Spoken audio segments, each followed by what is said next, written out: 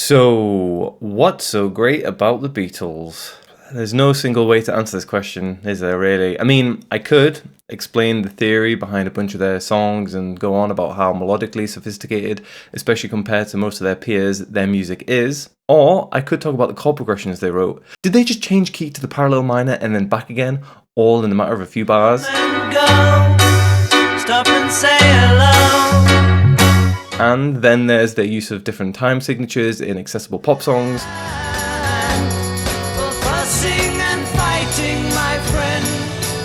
Their production innovations, or just how great their lyrics are. I could even go into the history of the band, their development and growth, their impact on how rock bands function, how they wrote and performed their own music, and were one of the first popular music bands to do so. Their impact not just on music, but fashion, popular culture, art generally. I could talk about their relationships, their political and religious beliefs, their internal conflicts, their drug use, and how all of that contributed to the quality of their music. Ultimately, there are a million ways that I could tackle this question, and I think each of them would tell an important part of the story. They'd each be valid, right? And there are loads of videos out there already doing all of those things. So here's my stab at it then. My basic argument in this video is a simple one. That what makes the Beatles really great is, above all else, the almost completely singular emotional breadth of their music. Not in and of itself a particularly novel argument, is it? But bear with me. You see, the Beatles may or may not be the most diverse popular artist in terms of musical genre or sheer musical vocabulary. I mean, in a world where Frank Zappa exists, they'll always have some stiff competition, but no other rock or pop artist has even really attempted to tackle such a wide range of emotions and moods, and certainly not over the course of so few albums and so few years, and certainly not so well. Like, they could actually do it all credibly and effectively. And they didn't just write songs about different topics, and this is the important bit, so they didn't just have different songs with lyrics about different things. They were able to musically sort of inhabit those different moods and articulate a wide range of emotions, unlike virtually anyone else. I mean, come on, they wrote this.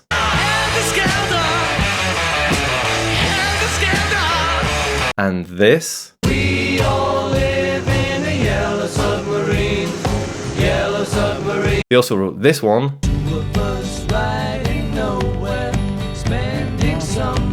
This one. The celebrated Mr. K performs his feat on Saturday. And I think they wrote this. Number 8. Number 8. Number 8. Or something very similar at least. A song for every mood and every occasion, and all within a short few years. I mean, when I think about how much I've achieved in the last few years in comparison, well, let's not pull too hard on that string. But more importantly, it's hard to imagine how the hell they did so much so quickly. Anyway, so developing my point about the Beatles' emotional breadth just a little bit further, here's a related but maybe more controversial opinion. And that is, although the Beatles had that uniquely broad emotional palette, I personally don't think that they were the best at any single thing they did, at any single genre they tackled, or at any single part of the music making process, or the best at expressing any individual emotion. I don't know about you, but I don't go to the Beatles for the best blues, or the best guitar solos, or the most awe-inspiringly beautiful music, or the most aggressive, or the most angry music. I don't go to them for the most mind-meltingly complex music, or the most head-bangingly heavy. I don't go to them for the best grooves, the coolest riffs, or the most badass strumming. But because they were genuinely good at it all, that alone puts them in the unique position to be at least something to everyone, and damn near enough everything to some people. So as I said before, the sheer emotional breadth of their work is unique amongst popular musicians, but that's their emotional breadth rather than emotional depth. They also have that, of course, and I do think any sort of depth can be a result of breadth and vice versa. But still, it is the breadth, the bit that really makes them stand out. So let's compare the Beatles to their contemporaries and near contemporaries and see where their strengths and their weaknesses lie. How about I start with pointing out that they never quite rocked with the swagger of the Rolling Stones, or with the sheer mastodonic might of Led Zeppelin, or with the unbridled energy of The Who. But they did actually get pretty close. She's so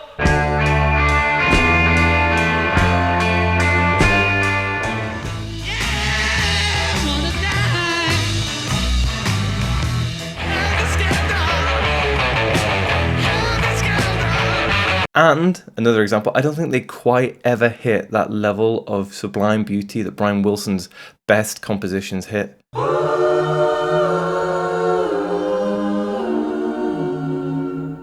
That almost pure platonic beauty you hear in the Beach Boys' most immaculate music is probably unrivaled in popular music.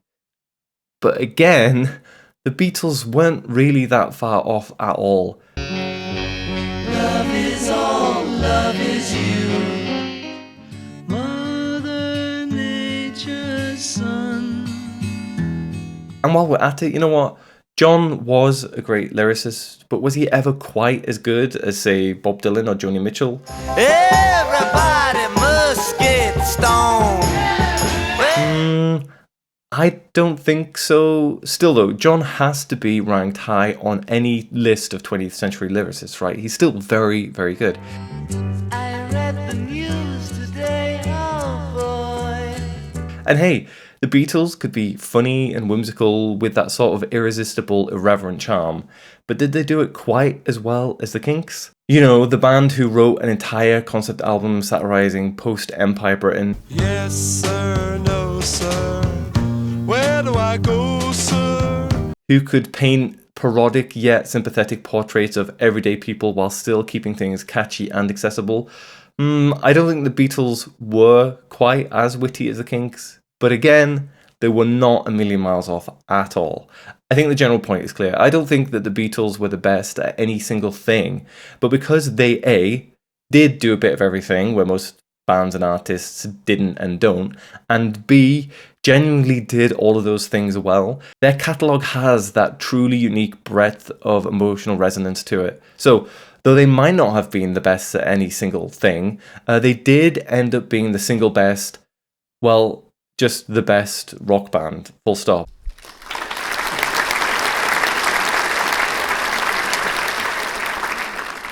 I think that's pretty much just uncontestable at this point, unless you're just like a dyed-in-the-wool contrarian. What Beethoven is to romantic classical music, or what Tolkien is to fantasy literature, the Beatles are that to popular music. Like, yeah, sure, Led Zeppelin, the Rolling Stones and the Who rock in a way that the Beatles never could quite match, but because the Beatles do still rock, and they have that other side to them, the genuinely beautiful lyrical ballads, emotional sensitivity, and sophistication, that, okay, The Who and Led Zepp did touch on a bit, but it's not their strength, let's be honest. The Liverpudlian lads ended up having a whole other side to them to appreciate and explore. And sure, I might argue that the softer, emotional, kind of sensitive side was never quite as well developed as the Beach Boys, but the Beach Boys, as a sort of mirror image to the Rolling Stones, were almost completely unable to tune into the raucous, straightforward rock and roll or darker, gritty side of things, where the Beatles, again, certainly could. The Beatles are the only band that I know of who were so uniquely well equipped to do it all, and then did it all, did it well, and did it consistently. And prolifically. They were good at all of it. This might sound hyperbolic, but I'm going to say it anyway. I almost feel like nearly anything you could experience or do or know or think as a human is in some form somewhere expressed in the Beatles' music. Or maybe a better way to put it might be that to a large extent the Beatles kind of set the emotional parameters of popular music. There's not much you can express in a pop song that the Beatles didn't tackle in some way. It's like that classic South Park joke about the Simpsons, you know, Simpsons did it. Except in rock music, it's Beatles did it. Simpsons did it. Simpsons did it. So that breadth of emotional impact in the music really is remarkable, and it's because of that that I think that the best artist to compare them just briefly to isn't another rock band at all, or even another musician, or even someone from the 20th century, but someone who worked in a rather different art form, but who, like the Beatles, was A, very prolific, B, very diverse, and C, very much existed in a demanding commercial environment, not for like refined, educated, or academic sensibilities, but for popular consumption.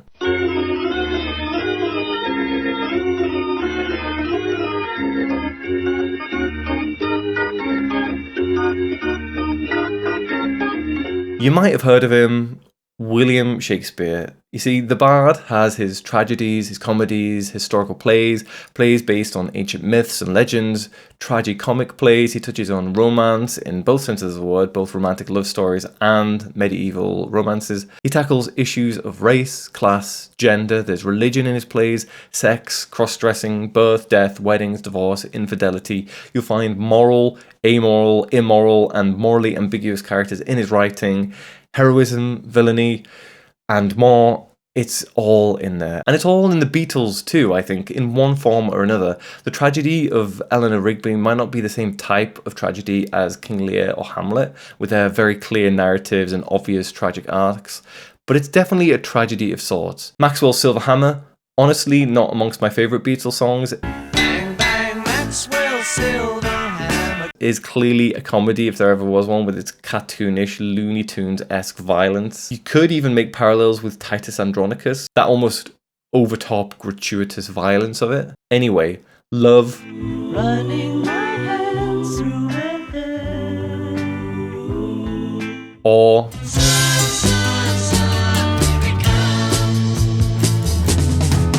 wonder. Across the universe.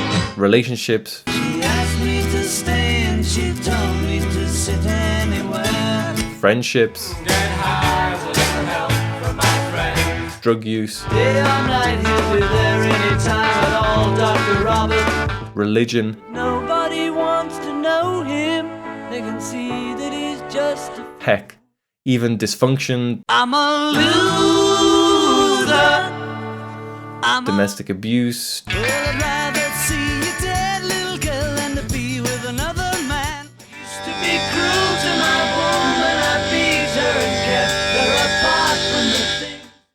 Death. Eleanor Rigby died in the church and was buried along with her name. And despair. We gave her most of our lives. Can be found in the music of the Beatles. I'm sure you get my point, but I want to take this idea a little further still, and to do that, we need to talk about the Beatles in terms of my favourite thing to talk about. Genre. Now, if you've watched any of my previous videos, you'll know that I never shut up about genre, so don't act surprised that I'm doing it again. After all, what are you going to do? Unsub? Please don't. But this time, in this video, we're going to rethink musical genre a little bit. And we'll do that by starting with an actually quite trivial, but I think important observation. Have you noticed how differently we talk about musical genre compared to, say, cinematic, literary, or theatrical genre? In film, for example, the genres are, action, comedy, drama, rom-com, thriller, horror, documentary, mystery, sci-fi, and fantasy, biography. There are loads, right? And broadly speaking, literary genres are very similar. So we think of film genres primarily in terms of what the films are about, what they do, and what sort of emotional response they get out of us. So like this film is about elves and goblins, so it's fantasy. And this one is about people falling in love. So it's a drama or maybe a rom-com. This film makes us laugh, so it's a comedy, but this one makes us scared, so it's a horror. Musical genres, though, are rock, pop, blues, jazz, classical, country, folk. Subgenres are, punk rock, baroque pop, jazz, blues, trad jazz, bebop, romantic classical, traditional folk, etc., etc. Music genre classifications, unlike film genres, are born much more out of cultural backgrounds and are delineated as such. So the traditions of musical vocabulary and language, rather than being about different subjects or meant to elicit certain emotions. A rock song can be about anything really. It could be funny or sad or sexy or about elves and goblins and knights and wizards. But it's still a rock song, whatever it's about. Likewise, any one of those emotions can be found in any genre. There are sad rock songs. This is the end, beautiful friend. Sad country songs. We used to walk through fields of green. We used to sit by clear blue streams. Sad jazz.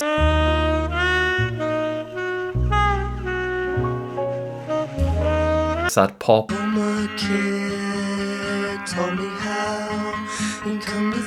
Sad classical.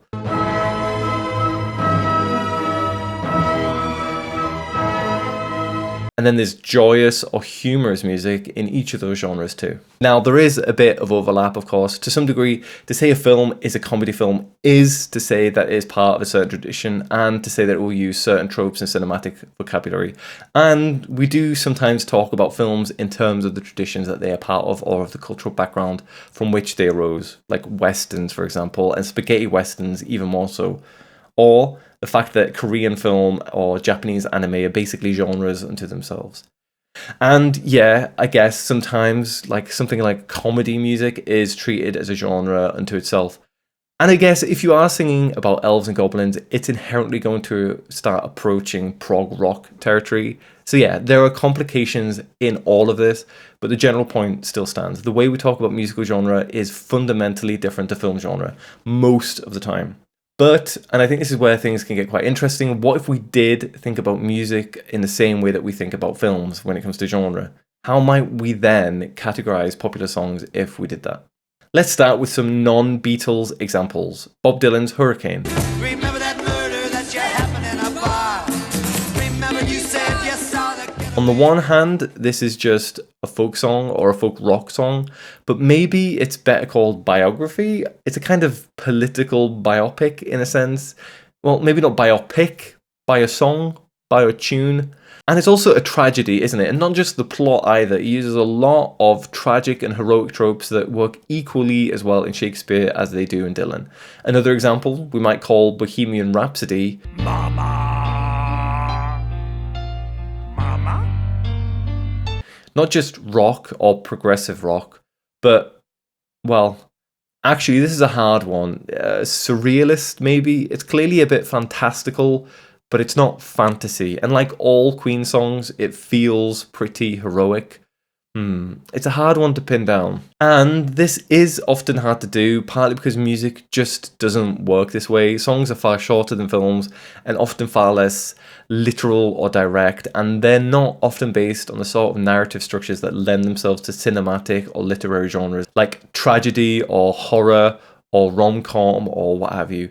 Basically, there are plenty of good reasons that we think of musical and cinematic genres quite differently. But it is also just simply because we're not used to thinking about it all this way. It's not a muscle that we exercise much when it comes to music. Some music, though, is easier. Pink Floyd's The Wall album, for example, is progressive rock, but it could almost just be called a psychological thriller.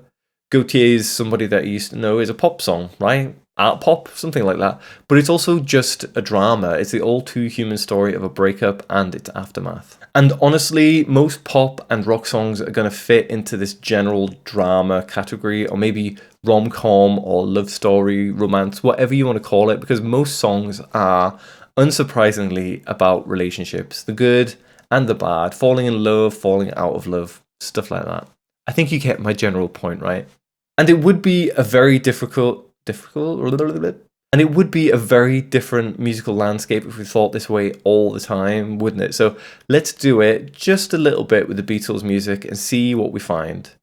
Only a little bit though, I can't be bothered doing it with their entire catalogue, so let's just stick with the Red and the Blue albums. If you fancy carrying out this little thought experiment in more depth, go ahead. And you know what, you might not even agree with me, this is just meant as a bit of a starting point really. So, the Red album first. This is made up of songs from 1962 to 1966, and the first disc goes from Love Me Do to Yesterday. Unsurprisingly, we're off to a relatively one-dimensional start genre-wise. Lots of great music, but they're fundamentally all just love songs.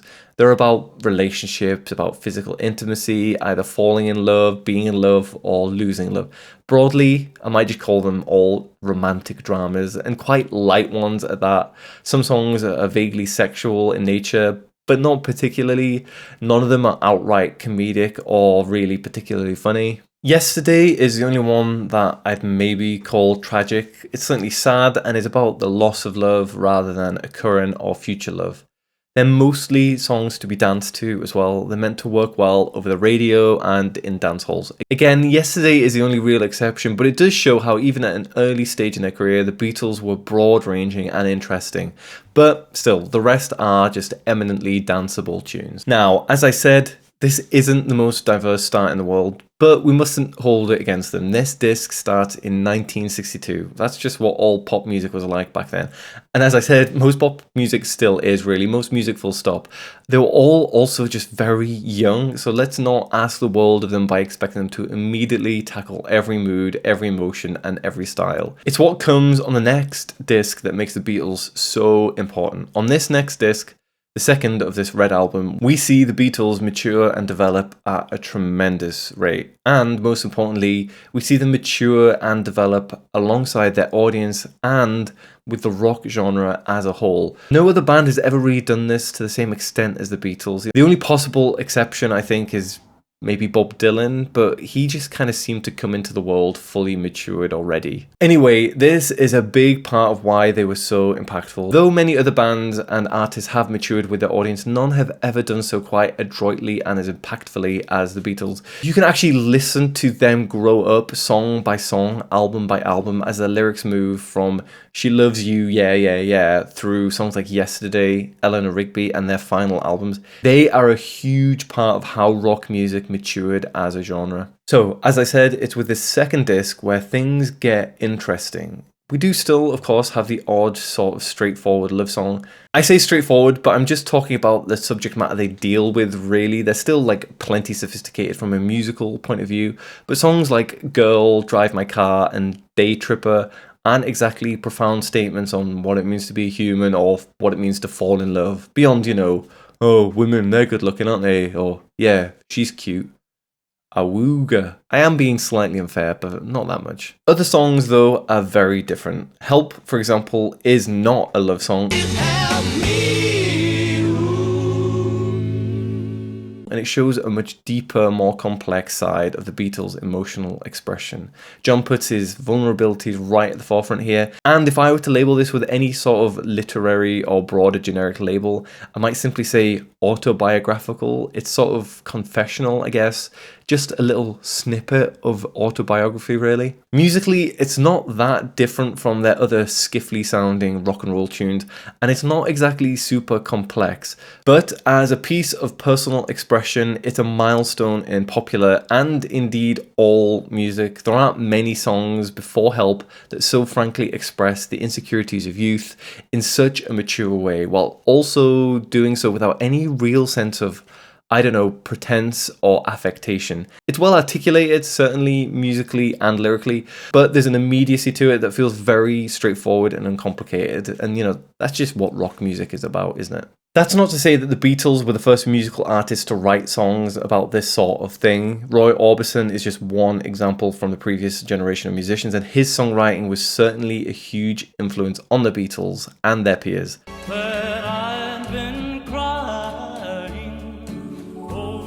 Really, though, this is about, and I'm repeating myself a lot here, it's about the fact that they could do this so well, so consistently, and so prolifically, and also tune into all these other emotions and moods. And they wrote and performed these songs themselves rather than relying on session musicians or outside songwriters. And they dealt with this wide range of subjects and moods, not just lyrically, but musically. Like Paperback Writer. It's almost trivial in terms of what it's about. It's just a guy looking to get a book published. From a lyrical point of view, it isn't what I'd call profound or deep, or even particularly brilliantly articulated. Not really. Musically, it works. I like it well enough, but it's nothing that special. Now, maybe it would be something very special in another band's catalogues, but alongside Beatles' other tunes, it's merely another good song. Boring. But as part of a wider body of work the Beatles put out, it's actually a really interesting little piece. If I were to label this with any sort of literary or cinematic genre label, I might just call it epistolary. Epistolary just means relating to or in the form of letters. So you get epistolary novels, which are written in the form of letters. Simple, right? And this is an epistolary song. Of course, it's not the only example. Heck, it probably isn't even the best example. One of the most effective and popular epistolary songs is Eminem's Stan.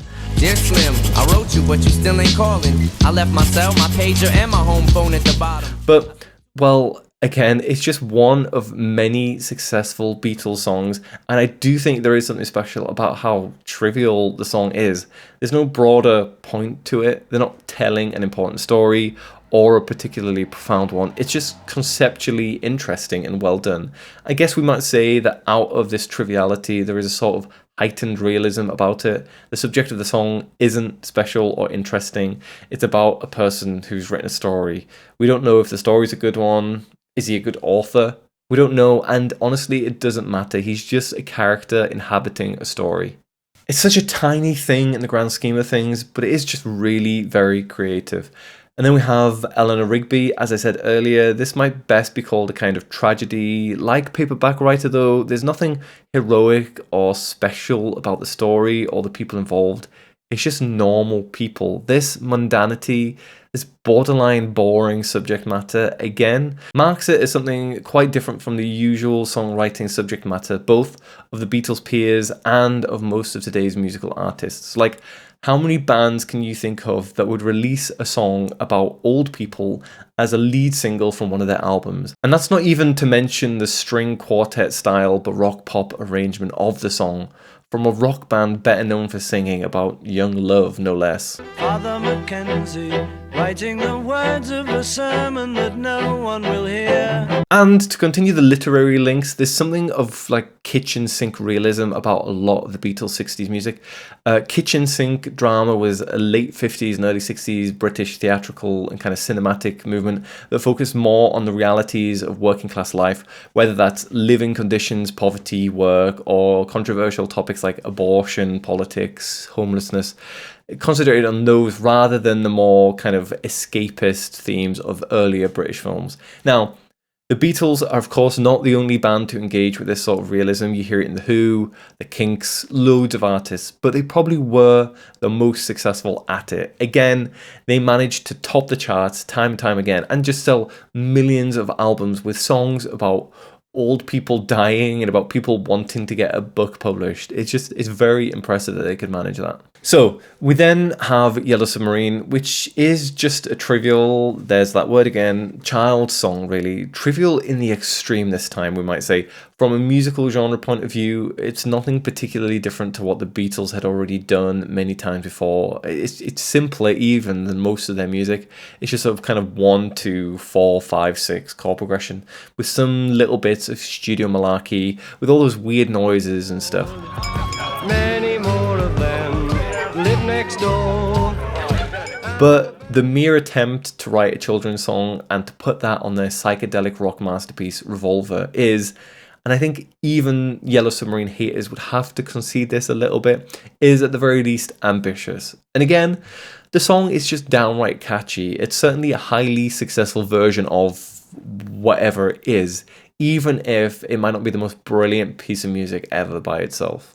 So, yeah, things are getting interesting, aren't they? The Beatles' musical abilities, their chord structures, and their melodic sensibilities are all developing and growing, of course, but also, and this is just as important, I think, they're tackling a wider and wider range of topics and emotions as the years pass.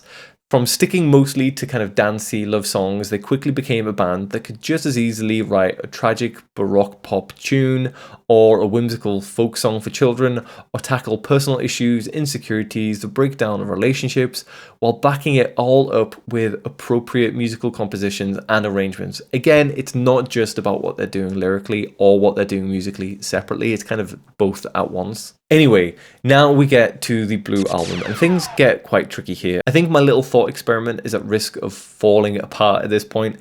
Trying to map these songs onto cinematic or literary genres is much more difficult and maybe starts to feel more like just listing the subject matter. But here's my stab at it. On the slightly easier side, I think we have the appearance of a rather obvious kind of wacky rom-com in Obladi Oblada, with this jaunty pace and bouncing bass line alongside whimsical lyrics about a relationship. We have surrealism in Strawberry Fields, and especially I Am the Walrus.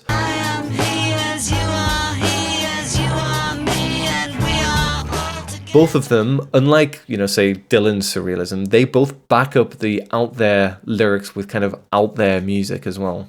And then we have songs written specifically to act as narrative frames to albums, one of which is a pretty explicit fantasy adventure with kind of carnivalesque vibes. And the other is an introduction to the fictional characters that inhabit the album.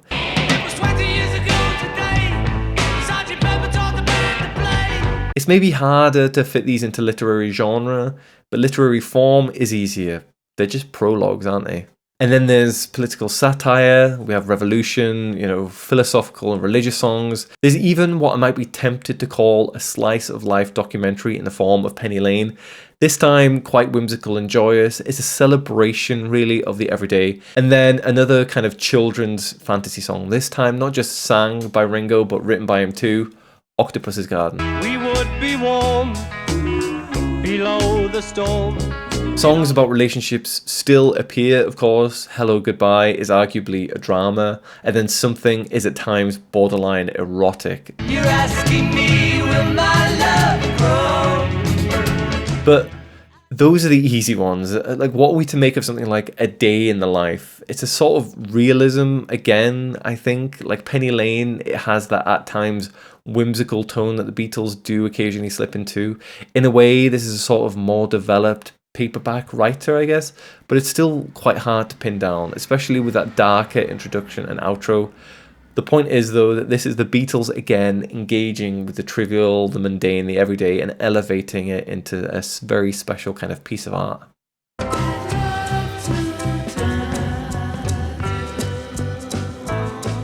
Lucy in the Sky with Diamonds is a psychedelic song, obviously, but there's more to it than that, isn't there? It's also a children's song, for one, but it's also quite sophisticated and grown up in its surrealism. Back in the USSR is homage, satire, and pastiche, I guess, both to the Beach Boys and of Cold War politics. Old Brown Shoe, I kind of have no real idea. While My Guitar Gently Weeps is another tricky one. I know that George put a bunch of like religious and philosophical stuff into it, but that's me knowing a bit more about the biographical background.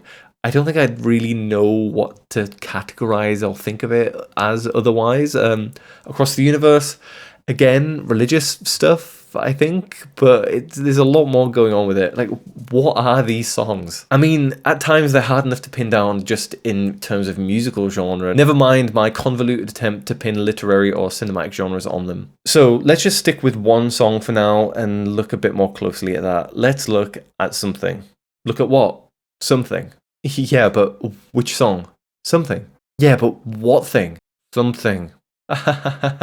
Please laugh. Anyway, part of the reason I want to look at just one song in more detail is, well, of course, you lot are going to want some in-depth analysis, right? But also, I want to differentiate what I'm saying, that the Beatles' uniqueness lay in their ability to communicate an incredibly wide range of emotions and inhabit a variety of moods and genres and all that.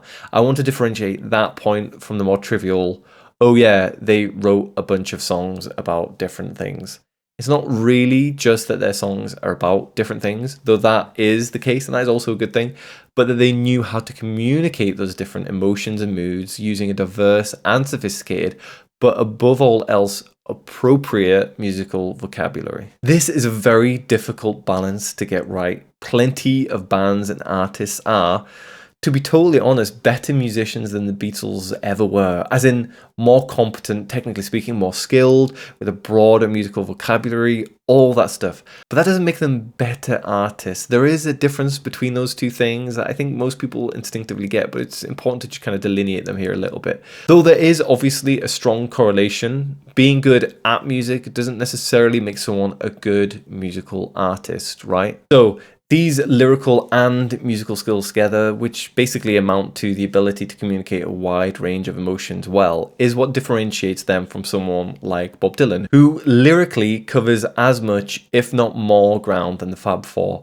but who is much more musically limited. That's not to slight Bob at all. I am a big fan, but it is the reality of it. Anyway, so this George song isn't just a love song in the way that any old love song is a love song. It's not just a nice song with nice lyrics about loving someone. For one, it isn't just a love song about one type of love. It moves from gentle and sweet to passionate and tempestuous and back again, all in the course of 3 and a bit minutes. It has these sort of languid, lazy verses where George rhapsodizes about the beauty of his lover. Attracts me like no other lover. And then there's a key change from C to A for the impassioned and, let's be honest, rather horny middle 8. You're asking me, will my love grow? And you know what? This song isn't very complex at all, but there's enough of these little harmonic twists and turns throughout to keep things interesting. Lots of classic circle of fifths stuff going on, from C major 7 to C7, nice descending little movement there, to F, then from D7 to G, some A minor to D, and then we start it all over again, basically. Just moments of circle of fifths then. I might even be tempted to call them interrupted circle of fifths movements. So from C to F, yeah, but no further. From D7 to G, classic 2-5 kind of movement in the key of C with a secondary dominant on that D7, but not to C after that, to A minor instead. Then A minor to D, but not to G after that, straight to F, that intro lick, and then start from the top again. When I hear this verse, I hear each 5-to-1 movement and the lyrics within each bit working as individual little ideas or sentiments sufficient in and of themselves, but still working as part of a united whole. The first 2 lines of every verse always work together. We have something in the way she moves, attracts me like no other lover, and then something in her smile she shows that I don't need no other lover. And then we have something in the way she knows, and all I have to do is think of her. And in each, the harmonic resolution occurs at the same time as the word lover, which is sort of the whole point of the song, really. And then the next line is its own little sentiment. And then the final 2 lines of each verse always work as a unit as well. And then that entire middle 8 section acts as a little departure from the chilled, relaxed, lovey-dovey, sweet verses into a more vigorous and just straightforwardly louder section. Dynamics are the easiest thing in the world to just, present visually, right? I mean, look at that. Line gets big when music goes loud. Simple as. And this song has like a nice bit of dynamic range. You can see it there. It's not a huge dynamic range, but it's enough of a dynamic range. Again, not mega complex stuff and nothing particularly extreme or exaggerated, but nicely done. Classy, cool, effective. And I could look at any individual element of the song, the backing track, the bass playing, drumming, guitar solo, lyrics, singing, production, in close analytical detail, and none of it individually really would have me going, yes, this is the single greatest, most unique, innovative, and brilliant thing ever. But it's probably my favorite Beatles song, and I really love this one. And that's because it's more about how it all works together. How, and this is now me pulling my entire video together, it shows the Beatles' ability to communicate a range of emotions, both lyrically and musically, because they had a real sensitivity towards and awareness of how to express ideas and emotions artistically. So part of this is about being conscious of musical genre, but also, at least implicitly, an understanding of how artistic expression and form more generally works and how the same broad ideas apply really in any artistic medium or genre. And now, here's the inevitable Beach Boys comparison. Take a song like God Only Knows. God only knows what I'd be without you. God only knows what A brilliant song, a brilliant love song as well. I wouldn't say it's any worse than Something, but for one, it certainly lacks the dynamism of the Beatles tune, doesn't it? There's emotional ambiguity in this song, so it's not like it's just one-dimensional. Enough people have gone on about the ambiguity in the chords, but also just listen closely to the lyrics. I always thought this song described an actually quite unhealthy, codependent, and dysfunctional relationship. And also, what kind of love song opens with, I may not always love you? Weird.